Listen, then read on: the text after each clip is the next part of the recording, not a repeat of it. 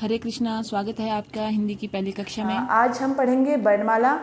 तो सबसे पहले क्वेश्चन यही बनेगा कि वर्णमाला किसे कहते हैं। तो वर्णमाला वर्णों के व्यवस्थित समूह को वर्णमाला कहते हैं। तो ये जो शब्द कहा मैंने व्यवस्थित समूह, इसको नोट करके रखना है क्योंकि पेपर में किसी भी तरह का ऑप्शन आता है और उसमें से या व्यवस्थित समूह या क्रमबद्ध समूह, जो वर्णों के व्यवस्थित या क्रमबद्ध समूह को हम वर्णमाला कहते हैं।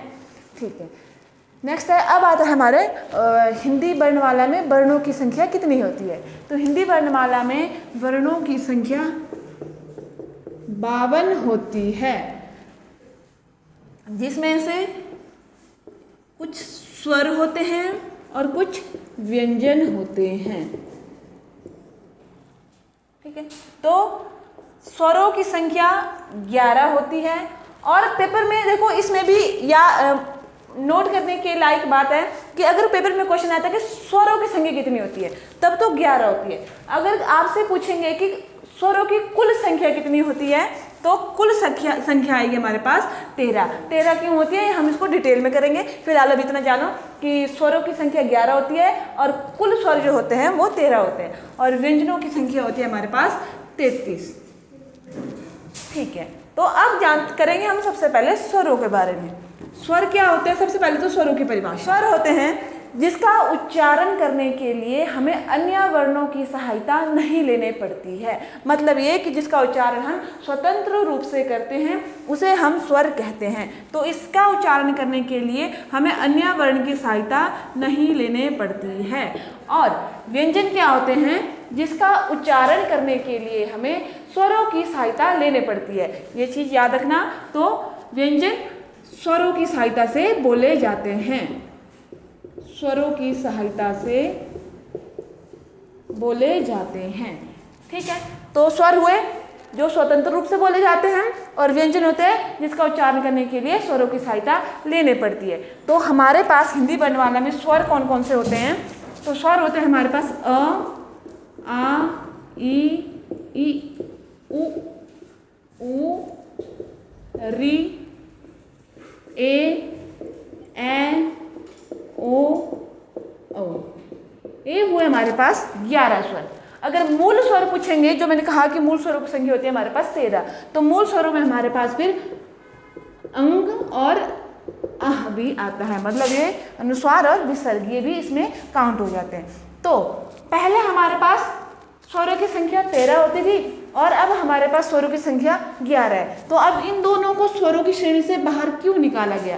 पहले ये भी स्वर होते थे, अब इसको स्वरों की श्रेणी से बाहर निकाल दिया गया है, और इनको जो है इनको कहा जाता है अयोगवह। अयोगवह, अयोगवह मतलब अ के योग से बने वर्ण जिसका जो स्वरों के साथ रहकर व्यंजन का काम करते हैं और व्यंजन के साथ रहकर स्वरों का काम करते हैं। मतलब अ के योग से बने वर्ण जो स्वरों के साथ रहकर व्यंजन का काम करते हैं और व्यंजन के साथ रहकर स्वरों का काम करते हैं। फिर आते हैं कैसे। देखो, अभी हमने स्वरों की परिभाषा पढ़ी कि जिसका उच्चारण करने के लिए हमें अन्य वर्णों की सहायता नहीं लेने पड़ रही है, पर ये जो अनुस्वार है इसका उच्चारण करने के लिए हमें अ की सहायता लेने पड़ रही है, और ये जो विसर्ग है इसका उच्चारण करने के लिए भी हमें अ की सहायता लेने पड़ रही है। इसका मतलब ये हुआ एक कि स्वरों की श्रेणी से ये बाहर हो गए। फिर आता है व्यंजन। अब हम इसको व्यंजनों के पास रखते हैं, पर व्यंजनों का उच्चारण करने के लिए हमें अन्य वर्णों की सहायता मतलब स्वरों की सहायता लेने पड़ती है। तो अब जैसे हम एक शब्द लिखते हैं संस्कृत। संस्कृत, अब देखो इस व्यंजन का उच्चारण करने के लिए अब ये अनुस्वार हेल्प कर रहा है। इस व्यंजन का उच्चारण करने के लिए ये अनुस्वार जो है हेल्प कर रहा है। इसका मतलब ये है कि अब देखो व्यंजन के साथ रहकर ये स्वर का काम कर रहा है और स्वरों के साथ रहकर ये व्यंजन का काम कर रहा है। इसलिए इसको स्वरों की श्रेणी से हटा दिया गया और इसको अलग से ही नाम दिया गया अयोगवह। मतलब अ के योग से बने वर्ण जो स्वरों के साथ रहकर व्यंजन का काम करते हैं और व्यंजन के साथ रहकर स्वरों का काम करते हैं। तो अब व्यंजन करेंगे। व्यंजनों की संख्या होती है हमारे पास 33। ठीक है, जिसमें सबसे पहले आता है हमारे स्पर्श व्यंजन। स्पर्श व्यंजनों की संख्या होती है हमारी 25, क से म तक। ठीक है, तो स्पर्श व्यंजन होते हैं हमारे पास 25, क से म तक, क से म तक ये हो हमारे 25 स्पर्श व्यंजन, जिसमें ये वाली जो लाइन है क च ट त प, इसको बोलते हैं प्रथम अक्षर। ख छ ठ थ फ, इसको बोलते हैं द्वितीय अक्षर। ग ज ड द ब, इसको बोलेंगे हम तृतीय अक्षर। और घ झ ढ ध भ, इसको बोलेंगे चतुर्थ अक्षर। ग य ण न म, ये होता है हमारे पंचमाक्षर। और इस तरह से करना होगा हमने, तो इस तरह से इस लाइन को, इसको बोलेंगे हम क वर्ग। इस लाइन को च छ ज झ य को बोलेंगे च वर्ग। ट ठ ड ढ ण को बोलेंगे ट वर्ग। त थ द ध न को बोलेंगे त वर्ग।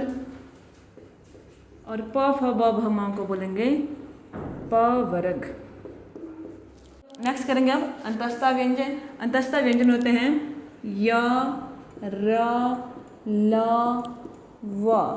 और ऊष्म व्यंजन होते हैं, ऊष्म होते हैं श श स ह। और फिर आता है हमारे पास संयुक्त अक्षर। संयुक्त अक्षर या संयुक्त व्यंजन भी बोल देते हैं इनको। तो संयुक्त अक्षर वो हमारे क्ष, त्र, श्र और य। पूरी वर्णमाला कंप्लीट। वर्णमाला में व्यंजनों की संख्या होती है हमारे पास 33।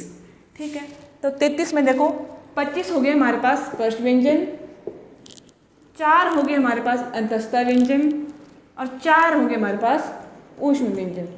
तो ये हुआ हमारे टोटल 33। ठीक है, और ये जो 4 बचते हमारे क्ष, त्र, श्र, ज्ञ, ये हमारे संयुक्त अक्षर होते हैं जो इन्हीं व्यंजनों में से मिलकर बने हुए होते हैं। जैसे हमारा क्ष है, इसको वर्ण विच्छेद करेंगे हम पूरी तरह से, तो ये बनेगा क जम्हा श जम्हा अ से, या ऐसे भी लिख सकते हो आप क जम्हा श, तब भी सही होगा। क्यों? देखो अभी हमने जब परिभाषा पढ़ी थी व्यंजनों की, तो हमने परिभाषा पढ़ी थी कि जिसका उच्चारण करने के लिए स्वरों की सहायता लेनी पड़ती है। तो इसका मतलब ये है कि श को उच्चारण करने के लिए हमें स्वरों की सहायता लेनी पड़ती है। इसका मतलब इसका स्वर हमारे पास इसके साथ ही है।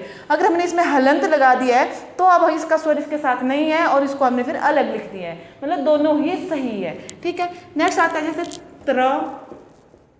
त्र भी ऐसे बनता है त जम्हा र जम्हा अ से, या त जम्हा र से। ठीक है, वैसे ही श्र आता है। श्र बनता है हमारे पास श जम्हा र जम्हा अ से। ठीक है, या श जम्हा र, ये भी सही होगा पेपर में अगर आपको ऐसा मिलता है देखने को। फिर आता है हमारे पास ज्ञ। जो ज्ञ है ये बनता है ज जम्हा य जम्हा अ से। ठीक है, या ये फिर ऐसे भी से ज जम्हा य, ये भी सही होगा। तो इस तरह आज हमने वर्णमाला के बारे में पढ़ा। इसको और विस्तार से हम अगली क्लास में पढ़ेंगे। तब तक के लिए धन्यवाद।